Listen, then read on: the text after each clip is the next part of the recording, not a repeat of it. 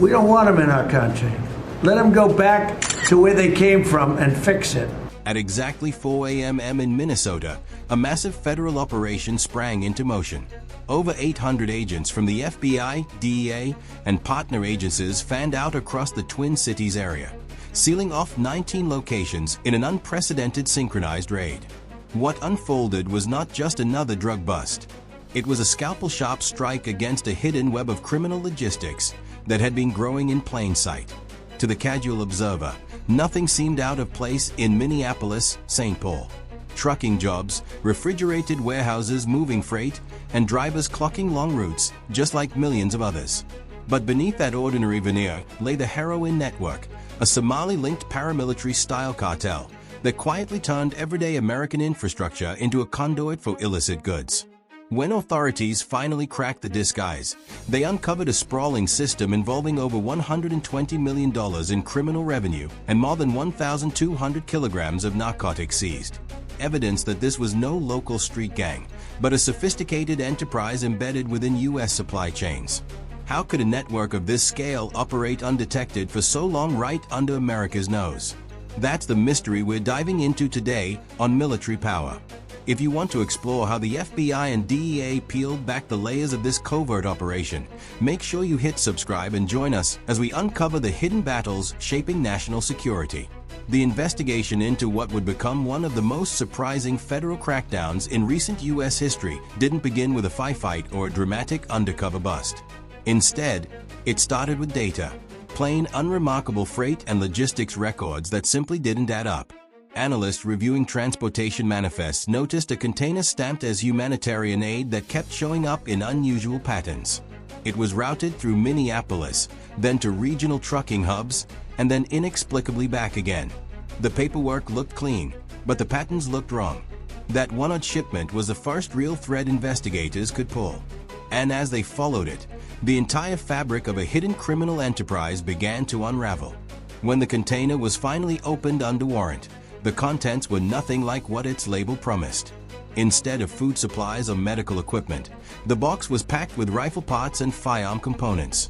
Not assembled weapons, but the essential pieces that could be put together elsewhere. Those parts were not tagged with commercial shipping codes, and they didn't match the destination manifest.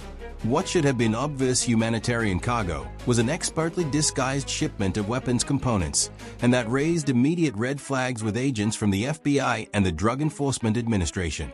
That single delivery was not enough to indict a network, but it was enough to open a full investigation. Analysts realized that Minnesota's sprawling transportation infrastructure, its trucking routes, refrigerated freight corridors, and regional warehouse facilities was being used in a way no one expected. Instead of merely serving as a point on a map, the state had become a transfer hub where illicit goods could be broken down, repackaged, and sent deeper into the United States or to waiting contacts overseas. This wasn't a point of arrival, but a crossroads. Federal agents soon learned that the humanitarian label was an ideal cover.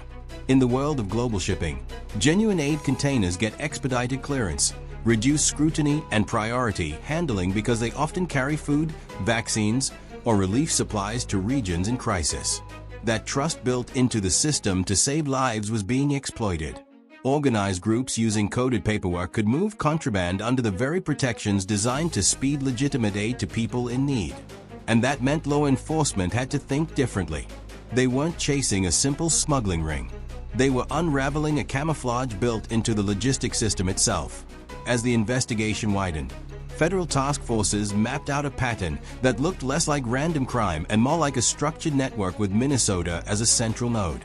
The shipments weren't isolated. Multiple containers labeled aid or equipment had similar anomalies. Some trucks moving under local business names weren't delivering pallets of legitimate goods, but think parts, encrypted communications devices, and records of financial channels that didn't line up with declared incomes. Warehouse leases flipped rapidly with storage locations chosen for convenience rather than efficiency, always just long enough to move goods onward before disappearing again. Agents realized that what they were watching wasn't a typical domestic drug ring. There were signs of coordination with overseas contacts, layers of digital encryption on messaging platforms, and financial flows that suggested hundreds of thousands, if not millions of dollars moved through accounts tied to shell companies. While much of the early public reporting would focus on narcotics and firearm seizures, the deeper story was how such a system could embed itself in the backbone of ordinary commerce. If one container could slip through under the guise of aid, how many others had already passed unnoticed? That single discovery was just the beginning, a small crack in what would turn out to be a vast and complex operation. As the evidence mounted, federal authorities prepared for a coordinated response that would shake the Midwest and expose a network far larger than anyone had imagined. Once federal agencies realized the suspicious container was not an isolated incident, the response shifted quickly from curiosity to coordination. The FBI, DEA, ATF, and Homeland Security investigations formed a joint task force pooling analysts, surveillance teams, and financial investigators into a single operational picture. According to U.S. Justice Department statements released after the arrest, the goal was no longer to seize a shipment, but to understand the system moving it. What they uncovered was not chaos, but design. At the center of that design were refrigerated freight trucks. On paper, these vehicles carried frozen food and medical supplies, which allowed them to move across state lines with minimal delays. In reality, investigators discovered that cold trailers served a second purpose. The constant low temperatures reduced thermal signatures, making surveillance from aircraft and roadside sensors far less effective. Federal officials later confirmed that these trucks were repeatedly used to move narcotics and weapons components through Minnesota without triggering routine alerts, a tactic also documented by the Associated Press in coverage following the operation. Warehousing patterns revealed the same level of planning. Storage facilities were never leased long-term. Instead, short contracts were signed under rotating business names, often abandoned within weeks. By the time one location attracted attention, it was already empty.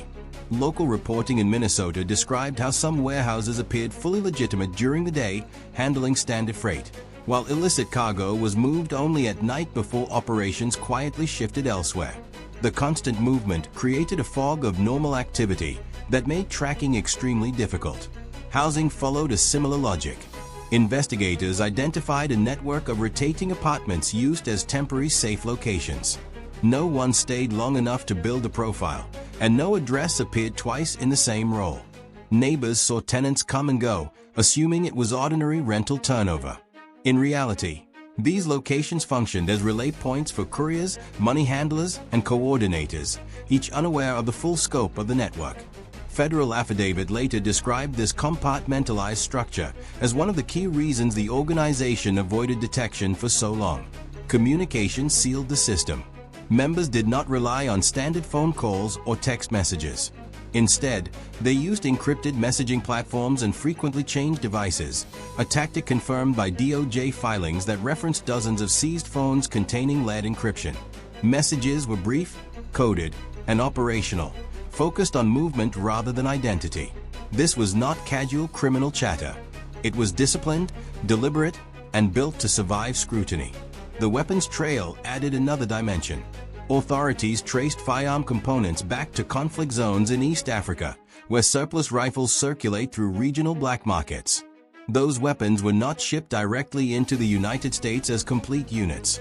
They were broken down, rerouted through multiple countries, and reassembled after crossing American borders. Federal prosecutors later emphasized that this rerouting strategy reduced the risk of interdiction and masked the true origin of the hardware, reinforcing the conclusion that the group operated with international coordination. Minnesota's role in this system was not accidental. As a logistics hub of the Midwest, the state sits at the crossroads of major highways, rail lines, and freight corridors.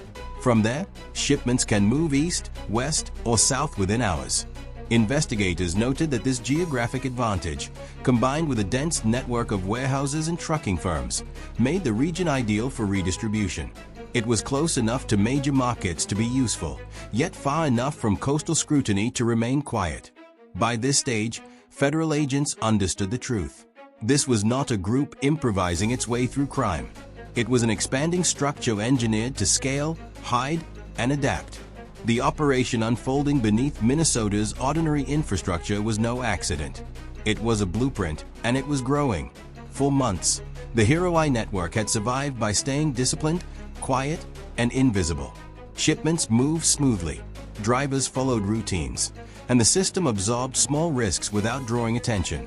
Then everything changed because of a moment that looked completely ordinary. A routine traffic stop. No sirens, no chase, just a vehicle pulled over on a Minnesota roadway. The kind of encounter that happens thousands of times every day. At first, there was nothing unusual. The driver complied. Documents were handed over, and the vehicle appeared to be doing exactly what it claimed. But something did not sit right with the officers on scene. Federal case records later confirmed that inconsistencies in the paperwork and the cargo layout prompted a deeper inspection. When compartments were opened, what emerged immediately shifted the case from suspicion to certainty. Hidden inside the vehicle were 39 rifles carefully concealed and packaged for transport, not display. This discovery was not just about the number of weapons. It was about what those weapons revealed. Each rifle carried serial information and manufacturing markers that investigators had already seen in fragments of earlier intelligence. When agents ran those details through existing databases, the results aligned perfectly with shipping data, encrypted messages, and financial records already under review. According to federal prosecutors, this was the first time all the threads came together in one place. The traffic stop acted like a pressure test. The moment the rifles were logged into evidence, analysts were able to map routes, contacts, and timing with a level of confidence they had not had before. The vehicle's path matched prior freight movements. The driver's communications overlapped with known encrypted accounts. Even payment trails lined up with shell companies previously flagged during the container investigation. What had once looked like isolated anomalies now formed a single coherent structure. At this point, the true scale of the Hero Eye network could no longer be ignored. Federal authorities confirmed that the organization was not merely moving drugs or weapons opportunistically. It was coordinating logistics across multiple states using lead transportation methods and compartmentalized personnel to reduce exposure. The seizure of 39 rifles turned an ongoing investigation into a confirmed national security concern, especially given the network's links to overseas conflict zones that had already been documented by investigators. With that confirmation, federal prosecutors stepped in decisively. Court records showed that the scope of the case expanded rapidly. Charges were no longer limited to possession or trafficking counts tied to individual suspects. Instead, prosecutors began building a broad conspiracy case designed to capture the entire hierarchy behind the operation. This included logistics coordinators, financial facilitators, and individuals suspected of directing strategy rather than handling goods themselves. The indictment that followed was larger and more complex than originally planned, reflecting the seriousness of what had been uncovered. What made this moment especially damaging for Heroi was how small the initial error appeared. No dramatic betrayal, no major leak, just one vehicle, one inspection, and one decision that exposed too much at once. Federal officials later emphasized that highly structured networks often collapse, not because of force, but because of friction. Every system, no matter how sophisticated, depends on humans. And humans eventually make mistakes. From that moment on, the balance shifted. Investigators accelerated timelines. Surveillance intensified. Plans that had been cautiously paced suddenly moved forward at full speed. Authorities understood that once the network realized a shipment had been compromised, it would either attempt to disappear or react unpredictably. The window to act was narrowing. The question hanging over the task force was no longer whether Heroi would respond, but how. Would they shut down routes, destroy evidence, or attempt to move assets before law enforcement could strike? From the beginning, Operation Iron Harvest was designed as a perfectly timed strike. Federal planners intended every move to happen simultaneously down to the minute, so no warning could ripple through the network. Each team had a precise window, each target a fixed clock. The goal was simple, but unforgiving: overwhelm the system before it could react. Then the plan had to change. In the final hours before launch, analysts monitoring movement patterns noticed something unusual. Vehicles tied to known locations began shifting positions. Storage sites that had been quiet showed signs of activity. According to federal case briefings released afterward, commanders believed the Hero Eye network was starting to sense pressure, even if it did not yet understand the full scope of the investigation. Waiting any longer risked losing the advantage. The order was given to move early. At 4 a.m., while most of Minnesota was still dark and silent, the operation began. Teams advanced on targets across Minneapolis, St. Paul, Brooklyn Park, Eagan, and surrounding areas. In just minutes, 19 locations were locked down. Warehouses, residential buildings, and logistics hubs were all hit at once. Streets that normally carried early morning commuters filled instead with unmarked vehicles and federal agents moving with rehearsed precision. Inside several locations, agents encountered something they had anticipated but hoped to avoid. Warehouses had been reinforced far beyond commercial standards. Doors were laid with steel. Interior walls were modified to slow entry. Some residential properties had been altered into defensive positions closer to bunkers than homes. These details, later described in federal affidavit, confirmed that Hero I was not simply hiding goods, but preparing for confrontation if discovered. At a number of sites, there was organized resistance. Federal officials confirmed that some teams faced controlled gunfire, not chaotic panic. This was not random violence. It reflected training, discipline, and command. Still, the coordinated nature of the raids worked exactly as intended. With no clear escape routes and no time to communicate, resistance collapsed quickly. One location after another fell under control. The turning point came when agents reached what investigators had long suspected was the network's primary command hub. Inside, they did not find the chaos typical of street-level criminal operations. Instead, they discovered order maps marked with routes and destinations, radios tuned to specific frequencies, logs tracking shipments that moved through Minnesota and outward across the region. Perhaps most revealing were the falsified humanitarian shipping records matching the same patterns that first triggered the investigation months earlier. According to Justice Department summaries, this site functioned as the brain of the operation. Decisions were made here. Movements were coordinated here. From this location, the network controlled logistics that stretched far beyond state lines. The seizure of this hub instantly changed how the case was viewed. What had once been framed publicly as a major drug and weapons trafficking ring now clearly resembled a command and control structure. As dawn approached, the scope of the success became clear. Multiple high-value targets were in custody. Critical infrastructure had been dismantled. Communication channels were severed. More importantly, the network was frozen before it could adapt. Officials later noted that if the operation had launched even hours later, key evidence and personnel might have vanished. The early activation of Operation Iron Harvest was not a deviation.